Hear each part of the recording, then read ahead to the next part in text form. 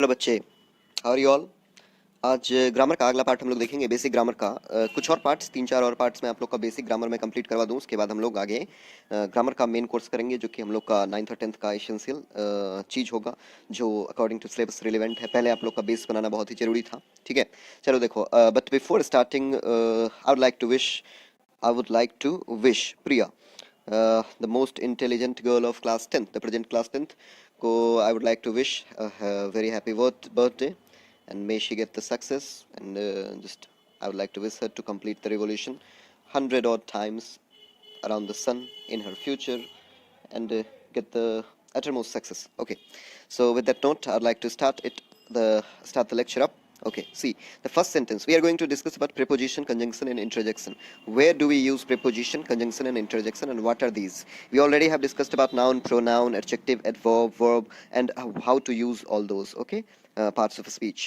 Today we are going to discuss about the uses of preposition, conjunction, and interjection. Okay, so let's discuss that. What is the use of preposition and how do we use that? We do have discussed earlier, we do have read about it earlier, but we'll repeat that all again. See, the first sentence here says Dharmesh bought a bag from Delhi on Tuesday for Priya. Now what does the sentence mean? We'll do the sentence breaking first. See, bout is a verb, we all know bout is a verb, and this sentence is inactive because there is no b plus v3. तो b plus v3 नहीं है तो passive में नहीं होगा, active में होगा. So Dharmesh bought a bag, bought is a verb. Who bought a bag? Dharmesh. कौन खरीदा? धर्मेश. सब्जेक्ट कौन है? डूअर कौन है? एक्शन का एक्टिव में डूअर जो होता है सब्जेक्ट होता है, विच मींस धर्मेश सब्जेक्ट हो गया, ठीक है. Bought what? Bought what? Bought a bag. Bag हम लोग का क्या हो गया? ऑब्जेक्ट हो गया. क्या हो गया? ऑब्जेक्ट हो गया. ओके, नाउ ए क्या है बच्चे? ए है इंडेफिनिट आर्टिकल, ठीक है. Indefinite article, we'll discuss about it also later. From is a preposition. From Delhi. Delhi is a noun, okay, which comes right after preposition. और वो noun या pronoun जो preposition के तुरंत बाद आया वो होता है prepositional object. Okay, understood. Now thereafter on is what? On is another preposition. And Tuesday day का नाम, दिन का नाम, noun है. Noun preposition के तुरंत बाद आने वाला noun is prepositional object, ठीक है. And thereafter four is what? Four again is what? Preposition. और उसके बाद प्रिया, अ पर्सन्स नेम. प्रिया पर्सन का नेम है. इसका मतलब क्या? ये भी क्या हो गया हम लोग का? नाउन. इसका मतलब ये हुआ हम लोग का prepositional object. Right after preposition आने वाला जो कुछ भी होता है प्रेपोजिशनल ऑब्जेक्ट, ठीक है. तो हम लोग क्या समझे इंग्लिश ग्रामर में प्रेपोजिशन का क्या यूज होता है? प्रेपोजिशन का यूज होता है नाउन प्रोनाउन के बारे में बताने के लिए, ठीक है. अब विशेषता का बात नहीं कर रहे हैं, I am not talking about the qualities of noun and pronoun. हम बता रहे हैं कि नाउन प्रोनाउन को रेफर करने के लिए, ठीक है, नाउन प्रोनाउन के इन्फॉर्मेशन को एक सीरीज में बांधने के लिए. ओके, तो ये हम लोग को पता चला. सो प्रेपोजिशन करता क्या है? रिलेट करता है दूसरे वर्ड्स के साथ नाउन प्रोनाउन को, which means we can define preposition as a word that relates a noun or pronoun with other words. एक ऐसा वर्ड जो नाउन प्रोनाउन को सेंटेंस के बाकी वर्ड्स के साथ जोड़ता है, ठीक है. See another sentence, Swati went to Delhi with Ajay. went is what? verb, और b plus v3 नहीं है तो एक्टिव में होगा. और डूअर कौन है? स्वाति. गई कौन? स्वाति. तो ये क्या हो गई? सब्जेक्ट. क्या हो गई? Subject. Swati is a noun, ठीक है. इसका पार्ट्स ऑफ स्पीच क्या है? नाउन. और ये है क्या? सब्जेक्ट. सेंटेंस में क्या काम कर रहा है? सब्जेक्ट, ठीक है. टू क्या है? प्रेपोजिशन. टू दिल्ली. दिल्ली एक प्लेस का नाम है, नाउन है. और प्रेपोजिशन के बाद आने वाला नाउन या प्रोनाउन क्या होता है? Prepositional object. तो दिल्ली प्रेपोजिशनल ऑब्जेक्ट. विथ क्या है? प्रेपोजिशन. प्रेपोजिशन के बाद आने वाला अजय एक नाउन है जो कि क्या हो जाएगा? प्रेपोजिशनल ऑब्जेक्ट, बिकॉज प्रेपोजिशन के बाद आने वाला नाउन या प्रोनाउन क्या होता है? Prepositional object. तो ये चीज सभी को समझ में आया क्या? प्रेपोजिशन एक ऐसा वर्ड होता है जो एक नाउन या प्रोनाउन को सेंटेंस, बाकी सेंटेंस के साथ, सेंटेंस में बाकी जो वर्ड्स मौजूद है उनके साथ जोड़ता है, ठीक है. तो ये बात आप दिमाग में रखोगे. ओके, अब बच्चों अगर यहीं पर हम लोग ये सेंटेंस को कहें तो क्या कहेंगे? धर्मेश बाउट अ बैग, ठीक है. Dharmesh bought it from Delhi. Okay, Dharmesh bought the bag on Tuesday, ठीक है. मतलब when did he bought? He bought it on Tuesday. Okay, Dharmesh bought the bag for Priya. Dharmesh ने प्रिया के लिए बैग खरीदा. इतने सारे सेंटेंस हो गए. देखो, Dharmesh bought a bag from Delhi, Dharmesh bought on Tuesday, Dharmesh bought for Priya. Okay, Dharmesh ने प्रिया के लिए खरीदा, धर्मेश ने ट्यूसडे को खरीदा, धर्मेश एक बैग खरीदा. तो Dharmesh bought a bag. Dharmesh bought a bag. He bought it from Delhi. He bought it on Tuesday. He bought the bag for Priya. इतने सारे सेंटेंस बच्चे बन रहे हैं. अब इन सभी सेंटेंसेस को यहाँ पर प्रेपोजिशन क्या कर रहा है? एक ही सेंटेंस के अंदर जोड़ने का कर रहा है. Dharmesh bought a bag from Delhi on Tuesday for Priya. मतलब प्रीपोजिशन का काम क्या हो गया? प्रीपोजिशन का काम ये हो गया कि एक ही सेंटेंस के अंदर बहुत सारे इन्फॉर्मेशन को और सारे इन्फॉर्मेशन को ऐड कर देना बिना क्या किए हुए, अलग अलग सेंटेंस में कन्वर्ट किए हुए, ठीक है। मतलब बहुत सारे इन्फॉर्मेशन को एक ही सेंटेंस में प्रीपोजिशन क्या कर देता है, ऐड करने में मदद करता है, ठीक है।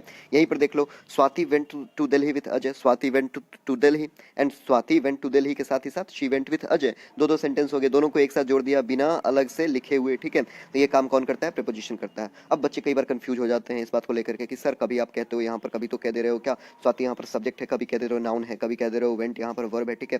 इस प्रकार से कभी दिल्ली को कह दे रहे हो ये तो नाउन है और फिर ये यहाँ पर काम आ रहा है किस चीज का? प्रीपोजिशनल ऑब्जेक्ट का। तो बच्चे एक होता है नाम, एक होता है काम। जैसे मेरा नाम अभिनव है और मेरा काम टीचर है, दोनों एक ही चीज तो नहीं है ना। तो जैसे स्वाति है तो स्वाति का नाम क्या है? स्वाति नाम इसका है, पार्ट्स ऑफ स्पीच जो उसका होगा, किसी भी वर्ड का जो पार्ट्स ऑफ स्पीच होता है वो उसका नाम होता है, ठीक है।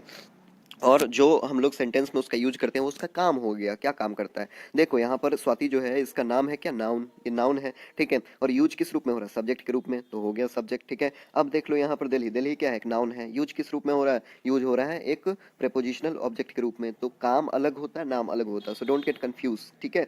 चलो आगे देखो। अब देखो अभी बता चुके हैं सब्जेक्ट ऑब्जेक्ट बनना। सब्जेक्ट ऑब्जेक्ट बनना किसका काम होता है? नाउन या प्रोनाउन का। और प्रीपोजिशन का काम क्या होता है? प्रीपोजिशन ऑब्जेक्ट लेता है अपने तुरंत बाद, और नाउन और प्रोनाउन दोनों में से कोई भी हो सकता है प्रीपोजिशनल ऑब्जेक्ट, ठीक है। चलो देखो यहाँ पर हम लोग अब बात करेंगे कंजंक्शन के बारे में। देखो एक सेंटेंस देखो, Ram and Shyam are playing cricket in the field, ठीक है। ये सेंटेंस है, यहाँ पर राम और श्याम क्या कर रहे हैं? क्रिकेट खेल रहे हैं फील्ड में। सबसे पहले वर्ब आइडेंटिफाई करो। आर प्लेइंग, प्लेइंग क्या हो गया? वर्ब हो गया क्योंकि एक्शन डिनोट कर रहे हैं। अब बता दो प्लेइंग तो है, ठीक है। अब ये मेन वर्ब है कि हेल्पिंग वर्ब है? ऑब्वियसली ये मेन वर्ब है क्योंकि इसके पहले एक हेल्पिंग वर्ब आ रहा है, तो आर हो गया हम लोग का हेल्पिंग वर्ब और प्लेइंग हो गया मेन वर्ब। Very good. अब बताओ क्या ये पैसिव में है? नहीं। बी प्लस वी थ्री का तो फॉर्म नहीं है। Is am are was were be been के साथ वर्ब का थर्ड फॉर्म नहीं, V plus I N G है फोर्थ फॉर्म है, मतलब क्या हो गया? पैसिव में नहीं है, एक्टिव में है। अब इसके बाद देख लो आर प्लेइंग, यहाँ पर आर हो गया हम लोग का हेल्पिंग वर्ब और प्लेइंग हो गया main verb. Cricket, are playing what? Cricket. तो ये हो गया हम लोग का ऑब्जेक्ट, इसका parts of speech obviously noun है। और इन क्या हो गया? Preposition in. और उसके बाद आने वाला जो नाउन या प्रोनाउन है वो क्या होता है? Prepositional object. फील हो गया प्रीपोजिशनल ऑब्जेक्ट। इतना क्लियर है? अब देखो यहाँ पर Ram and Shyam are playing. अब यहाँ पर कंफ्यूजन क्या है? देखो यहाँ पर हेल्पिंग वर्ब मेन वर्ब सब कुछ है, एक्टिव है, एक्टिव में है, मतलब खेल कौन रहा है? राम और श्याम, यानी ये होना चाहिए ऑब्जेक्ट, यानी दो सब्जेक्ट, यानी दो दो सब्जेक्ट होगा। हाँ बिल्कुल होगा, राम भी सब्जेक्ट है और श्याम भी सब्जेक्ट है। और एंड क्या होगा फिर? तो एंड जो है वही क्या है तुम्हारा? कंजंक्शन। एंड क्या है? कंजंक्शन। तो दो वर्ड को जो आपस में जोड़ दे उसको हम लोग क्या बोलते हैं? कंजंक्शन। हम लोग प्रीपोजिशन को का क्या देखे? हम लोगों ने प्रीपोजिशन को देखा कि नाउन या प्रोनाउन को बाकी सेंटेंस से जो जोड़ दे, नाउन या प्रोनाउन को सारे वर्ड्स जो होते हैं सेंटेंस के उससे जोड़ने वाले को प्रीपोजिशन बोलते हैं। लेकिन केवल दो वर्ड को आपस में जोड़ने वाले को या फिर दो क्लॉज को आपस में जोड़ने वाले को हम लोग क्या बोलते हैं? कंजंक्शन बोलते हैं, ठीक है। सो कंजंक्शन क्या होता है? ज्वाइन टू वर्ड्स और क्लॉजेस, ठीक है। अगला सेंटेंस यहाँ पर देख लो, अगले सेंटेंस से क्लियर होगा। The questions were very difficult and लेंदी। अब देखो यहाँ पर द क्वेश्चंस वेर, वर्ब क्या है यहाँ पर? वर्ब हो गया। क्या है? वर्ब हो गया, ठीक है। अब ये कैसा वर्ब हो गया? लिंकिंग वर्ब हो गया। क्यों लिंकिंग वर्ब हो गया? क्योंकि बी की फॉर्म है, और बी की फॉर्म जब कभी भी मेन वर्ब का काम करता है तो उसी को हम लोग लिंकिंग वर्ब बोलते हैं, क्योंकि इसके आगे कोई दूसरा वर्ब है नहीं, तो ये खुद क्या हो जाएगा? मेन वर्ब हो जाएगा, यानी ये लिंकिंग वर्ब कहलाएगा क्योंकि ये बी का फॉर्म है और मेन वर्ब के रूप में आ गया। अब क्या था बच्चे? डिफिकल्ट क्वेश्चंस था, तो यहाँ पर क्वेश्चंस क्या हो गया? तुम्हारा सब्जेक्ट हो गया, ठीक है। अब उसके बाद देखो वेयर वेरी डिफिकल्ट, पहले क्या था? डिफिकल्ट। क्वेश्चंस को क्वालिटी दे रहा है कौन? डिफिकल्ट। ये कोई ऑब्जेक्ट तो नहीं हो सकता, तो ये क्या है हम लोग का? सब्जेक्ट कॉम्प्लीमेंट, ठीक है। और इसका पार्ट्स ऑफ स्पीच क्या है बच्चे? एडजेक्टिव। क्या है?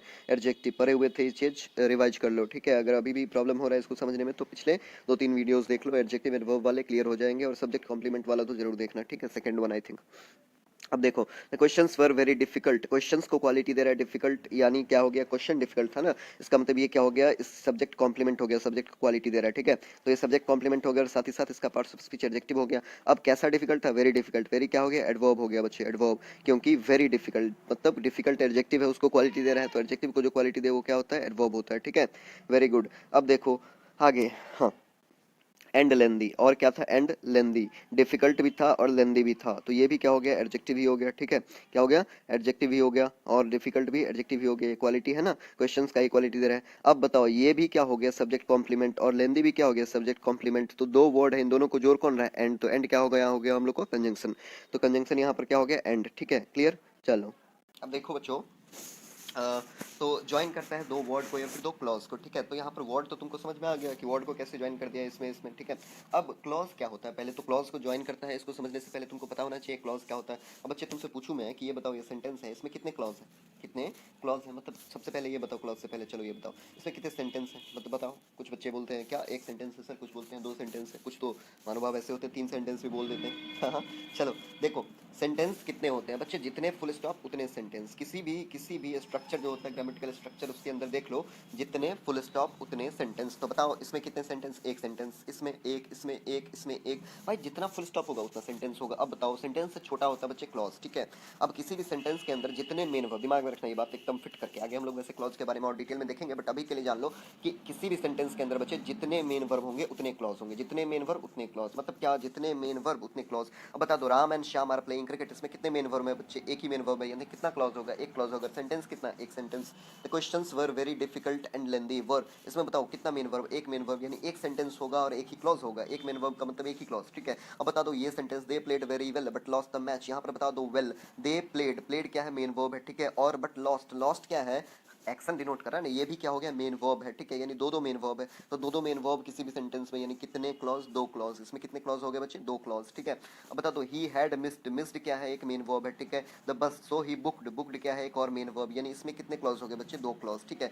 तो अब यहाँ पर दो क्लॉज इसमें और इसमें है, इन दोनों क्लॉज को जोड़ने का जो काम करेगा वो भी कंजंक्शन कहलाएगा। जैसे यहाँ पर राम और श्याम 2 वर्ड को ज्वाइन कर रहा था, डिफिकल्ट एंड लेंदी 2 वर्ड को ज्वाइन कर रहा था। और ये मत सोचना कि नाउन या प्रोनाउन या केवल इसी को, ठीक है, मतलब एडजेक्टिव को ज्वाइन करेगा। वो वर्ड नाउन भी हो सकते हैं, वो 2 वर्ड प्रोनाउन भी हो सकते हैं, वो 2 वर्ड एडजेक्टिव भी हो सकते हैं, वो 2 वर्ड क्या हो सकते हैं, एडवर्ब भी हो सकते हैं। यहाँ पर देखो राम और श्याम दोनों नाउन है, 2 वर्ड नाउन है जिनको ज्वाइन कर रहा है एंड कंजंक्शन। यहाँ पर देखो डिफिकल्ट एंड लेंदी 2 एडजेक्टिव है, इनको ज्वाइन कर रहा है एंड कंजंक्शन। यहीं पर अगर मैं बोलूँ पोलाइटली एंड लाउडली, ठीक है, तो उसको भी ज्वाइन कर रहा है एंड। तो पोलाइटली और लाउडली दोनों क्या है बच्चे, एडवर्ब हैं, ठीक है। अब यहीं पर बोलो you and I, okay, you and I are going there, ठीक है, तो यहाँ पर यू एंड आई दोनों क्या है, प्रोनाउन है। तो प्रोनाउन भी 2 ऐसे वर्ड हैं जिनको ज्वाइन कर सकता है कंजंक्शन। तो कंजंक्शन चाहे 2 नाउन को ज्वाइन करे, चाहे 2 प्रोनाउन को ज्वाइन करे, चाहे 2 एडजेक्टिव को करे, या चाहे 2 एडवर्ब को करे, किसी भी वर्ड को 2 वर्ड को ज्वाइन कर दे कंजंक्शन कहलाता है, या फिर 2 क्लॉज को। अब समझो क्लॉज के बारे में बताया तुमको, जितने मेन वर्ब उतने क्लॉज, ठीक है, ये बात दिमाग में रखोगे कि जितने मेन वर्ब उतने क्लॉज। तो देखो यहाँ पर इस सेंटेंस के अंदर they played very well but lost the match, यहाँ पर देखो दे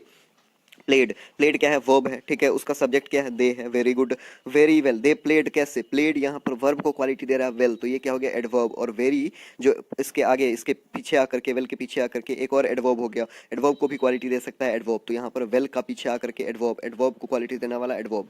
अब देखो but lost the match, but lost the match इसका मतलब क्या, they played very well but they lost the match, लेकिन वो बहुत अच्छा खेले लेकिन वो फिर भी हार गए। तो यहाँ पर क्या हो गया, लॉस्ट क्या हो गया, एक और मेन वर्ब, ठीक है, यानी पहले से एक मेन वर्ब था और उसके बाद एक और मेन वर्ब आ गया। लॉस्ट व्हाट, लॉस्ट क्या कर दिए, मैच कर दिए, यानी ये क्या हो गया हम लोग का ऑब्जेक्ट हो गया, जो कि क्या है, नाउन है, ठीक है।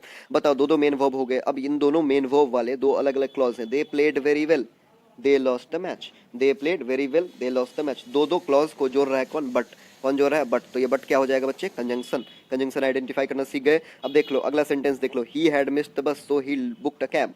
देखो ही हैड मिस्ड द बस, मतलब यहाँ पर क्या हो गया, मिस्ड हम लोग का मेन वर्ब हो गया, हैड हम लोग का हेल्पिंग वर्ब हो गया, ही क्या हो गया, सब्जेक्ट हो गया। ही हैड मिस्ड व्हाट, वो क्या मिस कर दिया, बस, तो बस क्या हो गया, ऑब्जेक्ट हो गया, ठीक है। हाँ, ही बस क्या हो गया, ऑब्जेक्ट हो गया, ठीक है। अब बताओ ही बुक्ड अ कैब, ही क्या हो गया, फिर से हम लोग का सब्जेक्ट हो गया है, उसका मेन वर्ब है, ठीक है, ही क्या है, सब्जेक्ट हो गया। और बुक्ड व्हाट, अ कैब, ये क्या हो गया, एक और ऑब्जेक्ट हो गया। देख रहे हो 2 क्लॉज है इसके अंदर, ही हैड मिस्ड द बस, ही बुक्ड अ कैब, इन दोनों को जोड़ कौन रहा है बच्चे, सो, कौन जोड़ रहा है, सो। तो सो क्या हो जाएगा हम लोग का, कंजंक्शन, क्या हो जाएगा, सो कंजंक्शन। अब कुछ को कंफ्यूजन हो सकता है कि सर यहाँ पर आपने ही लिखा लिया, यहाँ पर लेकिन बट के बाद दे नहीं लगाया, तो ये अंडरस्टूड है बच्चे। कुछ सेंटेंसेज ऐसे होते हैं जिसमें हम लोग दोबारा सब्जेक्ट लिखने का जरूरत नहीं होता है।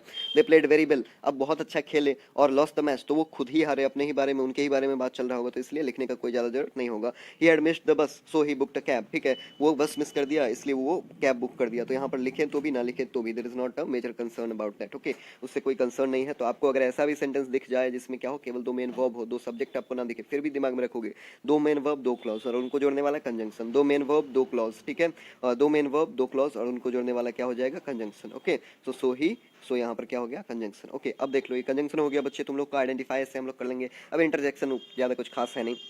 इंटरजेक्शन हम लोग का फीलिंग, इमोशन और ऐसा सब डिनोट करने के लिए हम लोग यूज करते हैं। बहुत ही अचानक सा कुछ घटना घट जाए, बहुत खुशी हो जाए, बहुत दुख हो जाए, गम हो जाए, जैसे मान लो कि तुम्हारे क्लास में मतलब क्लास 10th का तुम लोग का एग्जाम हुआ और उसमें तुम क्या कर गए, फेल कर गए, ठीक है, तो तुम्हारा दोस्त क्या बोलेगा कि अलास, अलास ही फेल्ड, ठीक है, बहुत बुरा हुआ, अलास, यहाँ पर सौरव को रिप्रेजेंट करने के लिए यूज किया जाता है। जैसे मतलब मैच हुआ और तुम बोले hurray we won the match, hurray का इस्तेमाल किया जाता है एक्सट्रीम जॉय को रिप्रेजेंट करने के लिए, ठीक है, मतलब खुशी को रिप्रेजेंट करने के लिए। तो ये सारे इंटरजेक्शंस कहलाते हैं, और इनका साइन जो होता है इनके बाद हम लोग इस तरह का साइन एक्सक्लेमेटरी लगाते हैं, ठीक है, जो कि शो करता है क्या, हम लोग का आकस्मिक क्या होना, ओवर एक्साइटेड होना, चाहे वो खुशी के मामले में हो, गम के मामले में हो, शॉक के मामले में हो। तो ये इंटरजेक्शंस होते हैं और इनको पहचानना बहुत ही आसान है, कंजंक्शन के और प्रीपोजिशन की तरह इनको सोचना नहीं पड़ता इनके बारे में, आपको सेंटेंस में दूर से ही दिख जाएंगे, ठीक है। So there is not a major concern about it. Till then goodbye, take care, love you all, thank you all and do enjoy, take care of your parents, thank you.